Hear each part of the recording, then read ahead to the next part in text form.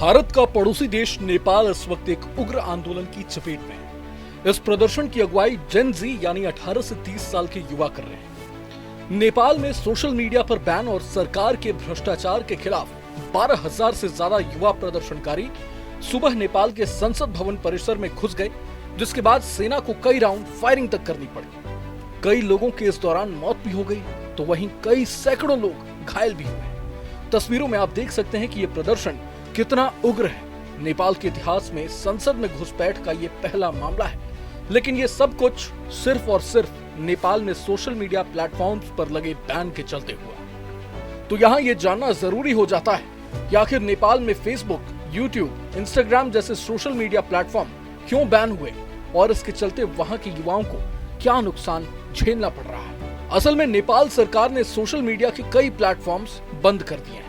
Facebook, Instagram, YouTube सहित कुल 28 social media platform हैं जिन पर बैन लगाया गया। ये फैसला 4 सितंबर 2025 को लागू हुआ, जब कंपनियां सरकार के साथ रजिस्ट्रेशन नहीं कर पाई। कहा जा रहा है कि नेपाल में सोशल मीडिया का इस्तेमाल बहुत तेजी से बढ़ा है। यहाँ की आबादी करीब 3 करोड़ है और 1.5 करोड़ से ज्यादा लोग फेसबुक, इंस्टाग्राम और व्हाट्सएप जैसे ऐप्स इस्तेमाल करते हैं। युवा पीढ़ी तो सोशल मीडिया पर ही पली बढ़ी है, जहाँ वे अपनी बात रखते हैं, खबरें शेयर करते हैं और विरोध भी जताते हैं। लेकिन सरकार को लगता है कि ये प्लेटफॉर्म्स झूठी खबरें फैलाती हैं, सांप्रदायिक सद्भाव बिगाड़ते हैं और साइबर अपराध भी बढ़ाते हैं।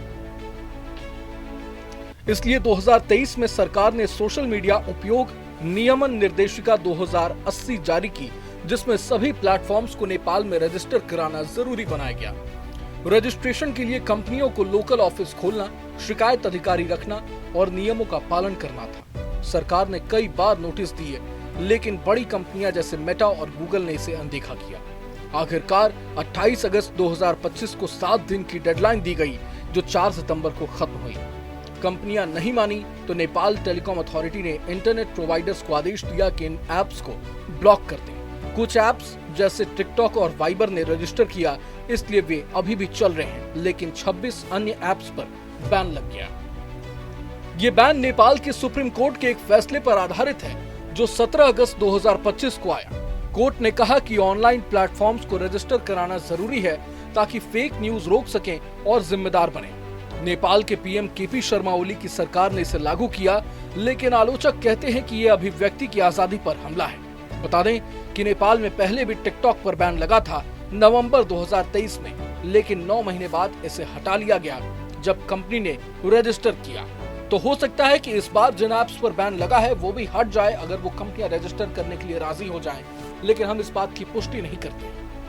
बता दें कि इस बैन से इंटरनेट ट्रैफिक का 80% काम प्रभावित हुआ है, क्योंकि फेसबुक और यूट्यूब सबसे ज्यादा इस्तेमाल होते हैं। लोग अब वीपीएन या ओपन डीएनएस से ऐप्स चला रहे हैं, लेकिन इससे इंटरनेट स्पीड धीमी हो गई है। बैन के बाद युवाओं में गुस्सा फूट पड़ा है। 7 सितंबर 2025 से विरोध शुरू हुए और 8 सितंबर को काठमांडू में हजारों युवा सड़कों पर उतरे। प्रदर्शनकारी फाइनल रिवॉल्यूशन या जेन जेड रिवॉल्यूशन कहकर भ्रष्टाचार, नेपोटिज्म और खराब शासन के खिलाफ नारे लगा रहे हैं। वहां के मेयर बलेंद्र शाह ने तो युवाओं को समर्थन कर दिया है। प्रदर्शन में पुलिस से झड़प हुई है, आंसू गैस छोड़ी गई और कर्फ्यू लगा दिया गया है। नेपाल का ये बैन भारत को भी प्रभावित कर सकता है, क्योंकि व्हाट्सएप से नेपाली परिवार भारत में रहने वाले अपने रिश्तेदारों से बात करते हैं। भारत में भी सोशल मीडिया नियम सख्त हैं, जैसे 2021 आईटी रूल्स। यहाँ प्लेटफॉर्म्स को ग्रीवांस ऑफिसर रखना पड़ता है।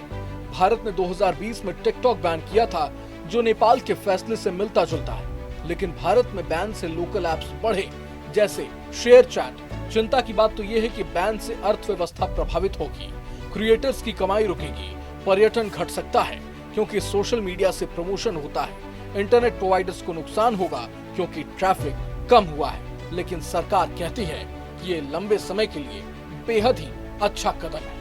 बहरहाल पूरे मसले को लेकर आप क्या कुछ सोचते हैं, हमें कमेंट बॉक्स में जरूर बताएं। अगर आपको ये वीडियो पसंद आए तो लाइक करें और चैनल को जरूर सब्सक्राइब करें। जहाँ भक्ति है हर शब्द में, कथाओं में छुपे हैं दिव्य रहस्य और ज्योतिष देता है जीवन को दिशा। धर्म से जुड़ी हर बातों को जानने के लिए हमारे चैनल स्तुति को सब्सक्राइब करें। चैनल पर जाने के लिए इस लिंक पर क्लिक करें।